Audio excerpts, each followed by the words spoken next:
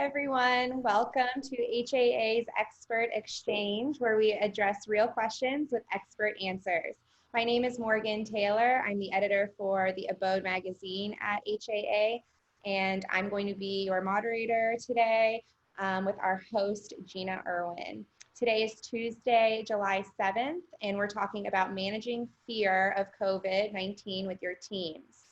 Before I turn it over to Gina, there are some housekeeping items I'd like to review with you guys. For our audience, our viewers today, please ask any questions that you have in the Zoom chat box, or if you're joining us over Facebook Live, in the comments there. Once we get through all the questions we curated for you guys today, we'll get to the questions that you may have. This is a micro webinar, so we're going to try to keep this session to our 30-minute window. A little disclaimer, we are not public health experts or attorneys. This webinar is provided for general information purposes only and does not constitute legal or professional advice. No HAA member should act on the basis of any material contained in this webinar without obtaining proper legal or professional guidance specific to their situation. Please consult with your management company or property owner to address specific issues and to form your own company guidelines. With that, I'm going to turn it over to our host, Gina. Thank you, Morgan. I appreciate it. Hi, everyone. My name is Gina Erwin. I am with GWR Management. Today, we're going to be talking all about employees, head to toe. We're talking about fear, how to handle employees. We're talking about this kind of phase 2 of COVID. Seems everybody sort of skated in round 1 and didn't have too many employee issues, but they seem to be on the rise. So we're going to talk all about that today. We have two guests with us today. We have Karen Thomas with the Morgan Group, and CJ Ancira is with Greystar. Karen, I'm going to start with Karen. Karen's been in the multifamily real estate business for over 25 years. She spent 18 years as VP of Human Resources for the Hanover Company and 2 years at Allen Harrison Company as the Chief Operating Officer. Prior to joining Morgan, Karen was the managing partner at DFL Associates. It's a recruiting firm where she specialized in placing top talent for large real estate companies throughout the United States. And today, Karen serves as the VP of Human Resources for the Morgan Group. Karen, welcome. We're so happy to have you. Thank you. Happy to be here. Good. We also have our hidden guest, CJ Ancira. She's been with Greystar Real Estate Partners for 4 years. She's the Director of Employee Relations for Greystar Nationwide. She has 40 years of HR experience from multiple industries, including oil and gas, banking, and property management. CJ is darling, even though you'd never know it. Hi, CJ. Welcome. Hi. Hi. Pleasure to be here. Thank you. I'm so glad to have you. So let's get right to it. I'm going to start with Karen first. I'm going to give you both an opportunity to answer the questions, or at least an opportunity to add on if there's something you want to add. Let's talk about fear. Employee fear seems to be really kind of at the top of everyone's concerns at this point. How do you handle an employee who reaches out and asks if it's normal to have a lot of anxiety, or they are having a lot of anxiety? How are we managing fear? I'm going to start with Karen. Okay, great question, and that seems to be the #1 question that we're getting. The fear is so real with people, and there's really no right or wrong way to feel with this. This is a pandemic that, you know, something that none of us have ever been into before, and so there's no playbook to go by, right?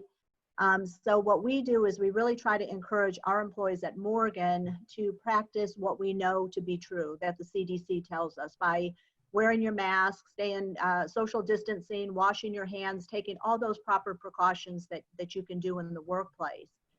So that's what we really, you know, we really emphasize that, but then it goes beyond that, right? Because people are all seeing this in a different aspect, whether they have a family member that they're caring for, whether they know somebody that has it and is tested positive. So there's really no right or wrong answer. And I think that that's what the employees like to know most of all, is that we're in this together. None of us have all the answers, but we're trying to figure it out in real time. So we try at Morgan to make sure that we are really listening to our employees' fears and we're taking them really serious. And we're sympathetic to that, and we try to help them and guide them. We also have an employee assistance program. If it's something that they need to talk to a counselor, then we encourage them to talk to the counselor. But you know, what we've really tried to do is just make it real for everybody and not a one size fits all, because it certainly doesn't here. Everything is different.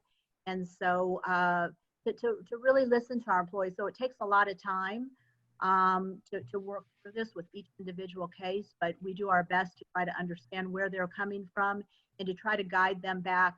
And as a leader, as the leadership team, to try to show some sense of we're calm through the storm to the best we can be. And sometimes we're not even, you know, we might have to fake it until you make it, because it's a scary time for all of us. So we try to offer as many resources, and more than anything, I think the way I would just describe it, Gina, is compassion for everybody, because these are uncharted territory, uncharted waters for everybody, and everybody's circumstance is unique, and we feel for them, and we want to help them to get to the other side through this. So really, that's my take on that.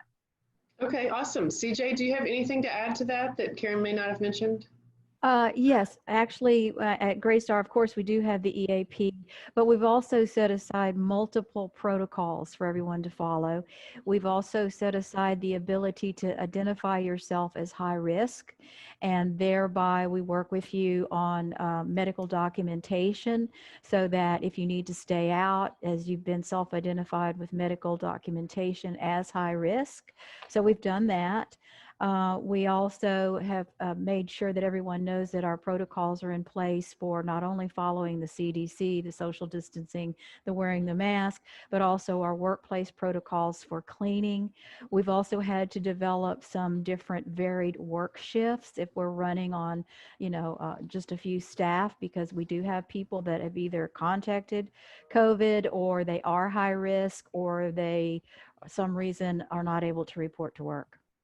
We do have the interactive conversation process that we encourage the regionals to have. Why are you scared? How can we help you? What would a more comfortable environment look like? And, you know, finally try to come to an agreement that we're essential workers and get to work. And if not, we'll have to deal with those who basically refuse to come in. Well, that's a good segue to my next question. And I'm going to let CJ, I'm going to let you touch on this one first. How do you handle employees who refuse to come in because they're fearful? They're either afraid because, you know, they're uncomfortable, a coworker has it, or something like that. Can you touch on that and include kind of like leave or PTO options, if that's part of the answer as well? Yeah, sure, we can.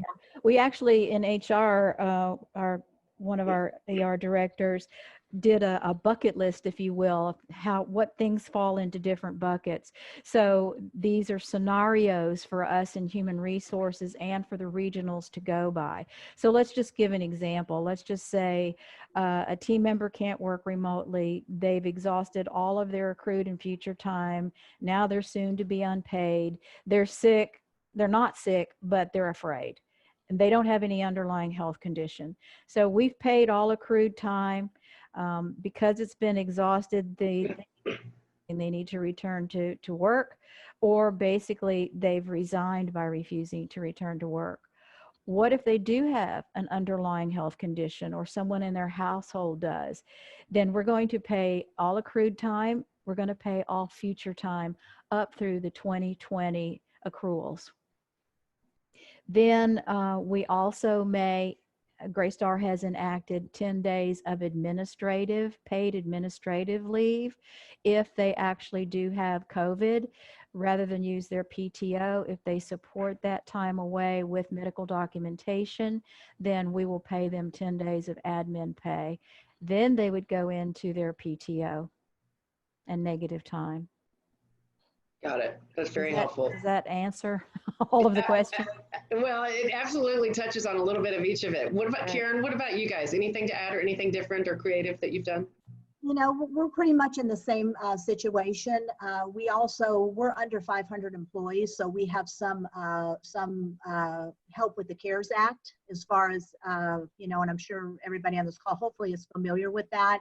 But if you have under 500 employees, based on various reasons, then they'll get an additional 2 weeks of pay due to COVID-related reasons. So So same thing as CJ was saying, we just try to work with people on an individual basis, find out if they do have an underlying health condition or caring for somebody, and then we work with them one-on-one and make those, accommodations however we can. Right. Right. Okay. While trying to maintain an essential, we're all in essential functions here, right? Running properties, it makes it difficult because we are an essential business. So how do you balance that between COVID and everything else that's going on is quite the balancing act for sure. Absolutely. Okay, let's go to our next question. And there's kind of multi-facets in this question. So an employee tests positive. So can you kind of outline, I'm going to start with you, Karen, outline what steps do you take? Does it include quarantining? How do you man the property? Do you sanitize the leasing office? Do you leave it empty for a certain amount of time?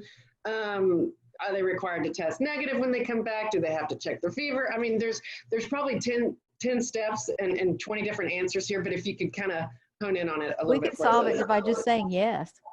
Yes, exactly right. Yes to all of the above. But basically, the protocol for Morgan is once we have a positive test, and that's our trigger, right? Because if you don't go off of a positive test and you're just hearsay from this one or that one, we would be, chasing our tails constantly. But we go off of a positive test.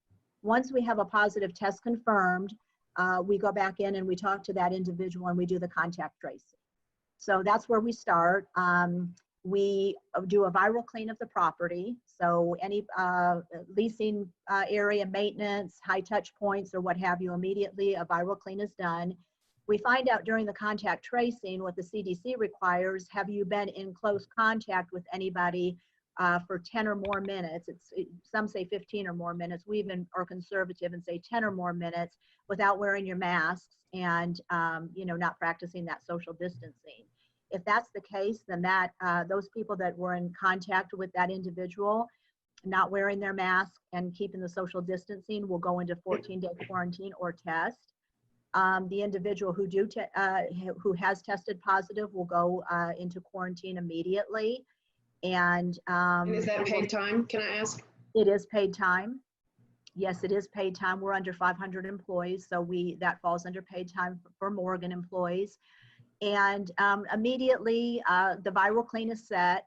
Everybody is sent home from the property, and then we will send out notifications. HR will send notifications, the standard notifications. Either you just need to monitor for symptoms because you were not in close contact for 10 or more minutes, and they had the proper face covering or what have you on.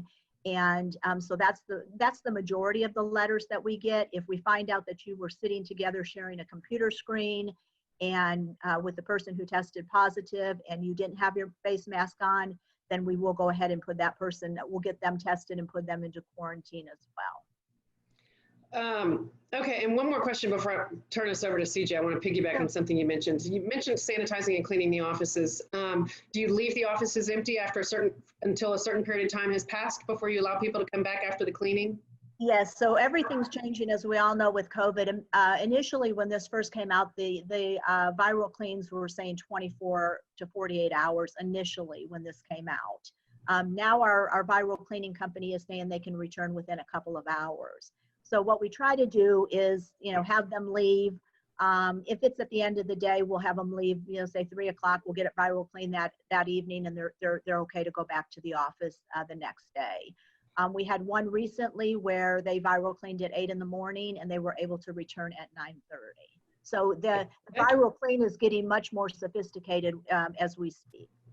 Sure, as is everything. Okay, CJ, I do want to give you an opportunity to answer this one. If there's something in addition with the employees testing positive. We do a little bit differently. If someone feels like they've been exposed and they get tested, then they self-quarantine until they have the results of their test. So if they're negative, they come back. If they're positive, of course, that's different. And then they do go into self-quarantine. And that's when the medical documentation to our dedicated COVID group is submitted. And that's when we enact the 10 days of admin pay. I have a few questions to ask that's specific to this topic that we're on. So I'm going to go ahead. Kimberly LeBlanc, she wants to know, I think, Karen, what company you are using for your cleaning. We have a couple of companies that we use, and I believe we contact our risk management department, and they handle it. But I believe it's HD. But I will I can forward that information later so that you can share that with whoever it is that wanted to know.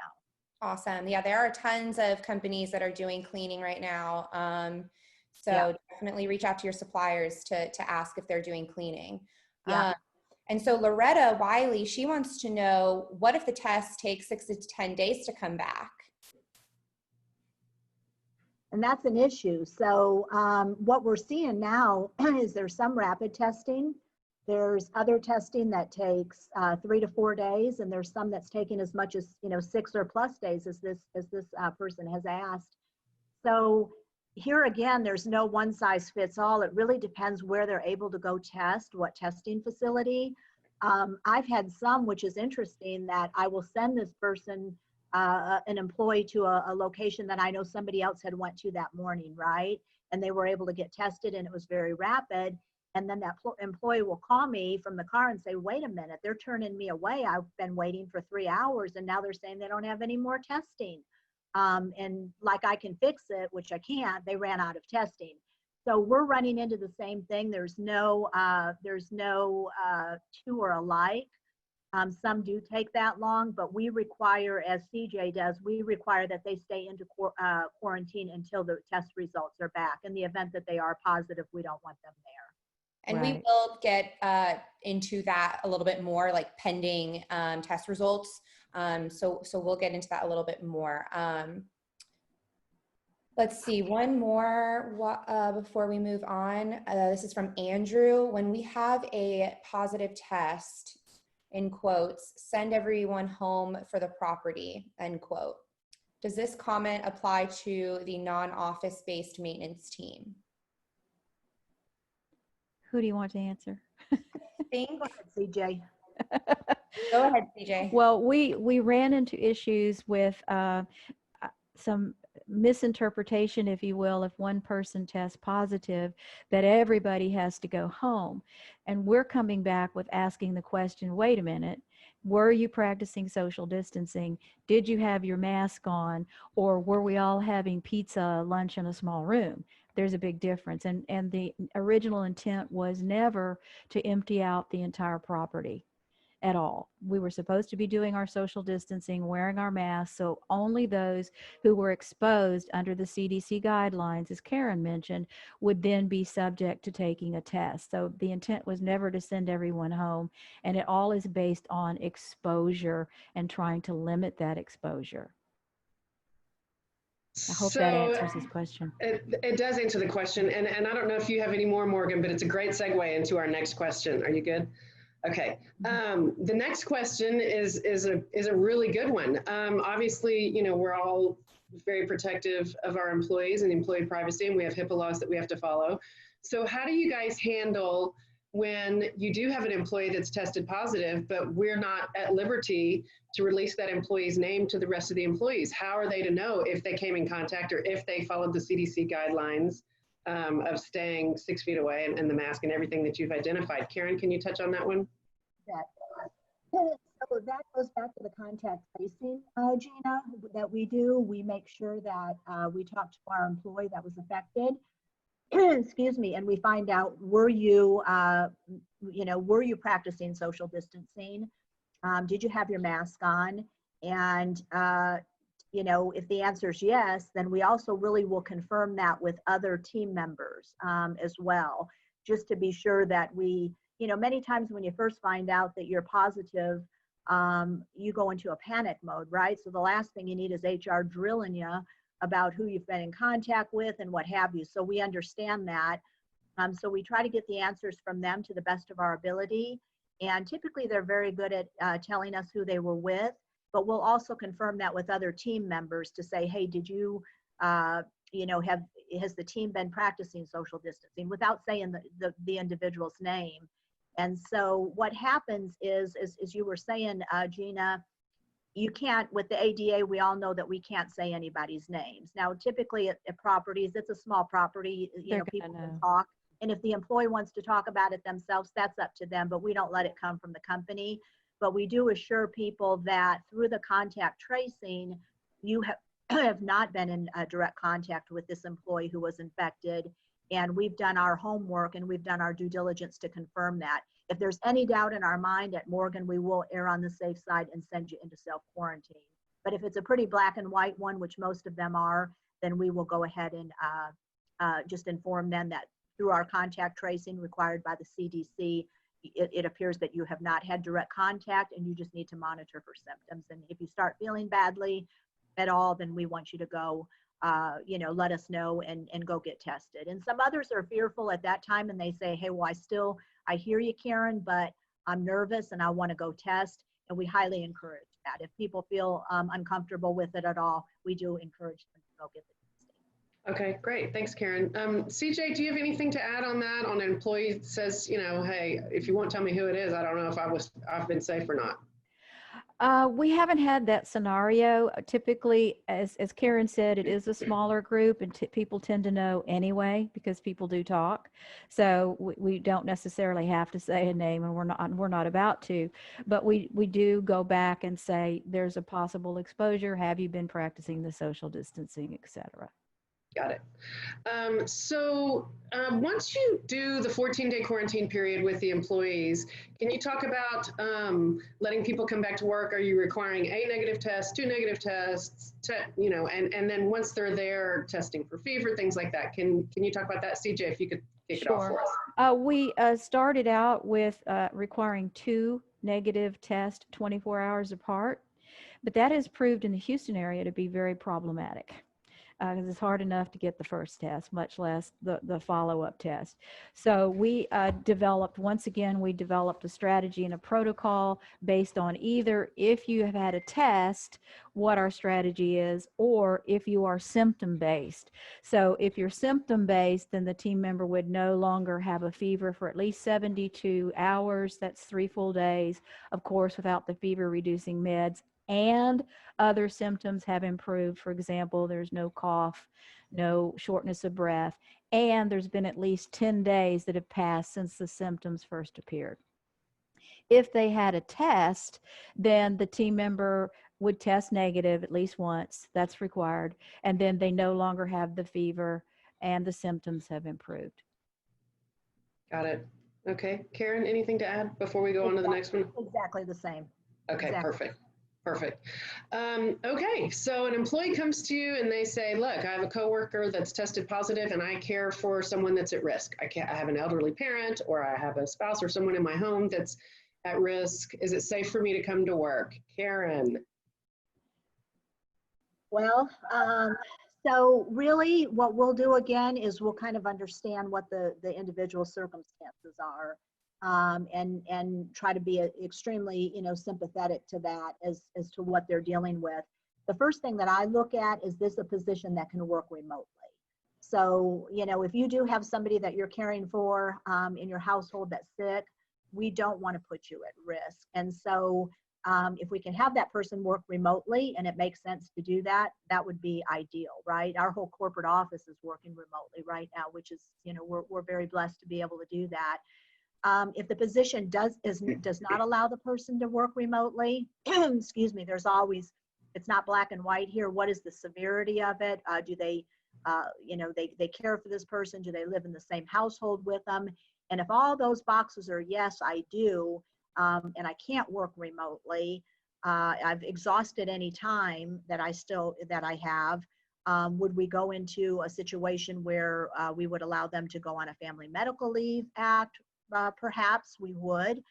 We haven't had to do that at this point, but we would really look at the circumstances, but encourage them also that we are practicing social distancing and the CDC guidelines at work as well.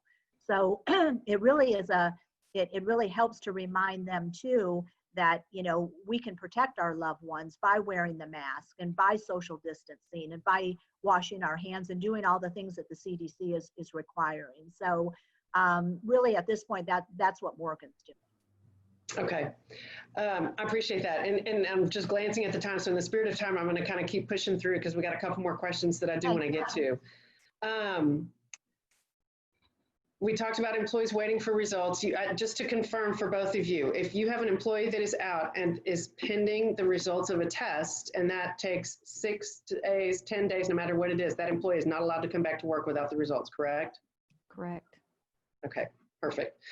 Tell me, if you can, CJ, I'm going to start with you on this one. How do you handle employees who have someone in their home that tests positive, whether it's a spouse or a child or a family member or someone that lives with them? How do you handle employees if they have someone in their home that's positive? We typically follow the same protocol. Were you social distancing? The same CDC regulations. A lot of times those employees are already in the process of setting up a test because they know they've been exposed, and it's just, really, really difficult to practice social distancing at the house.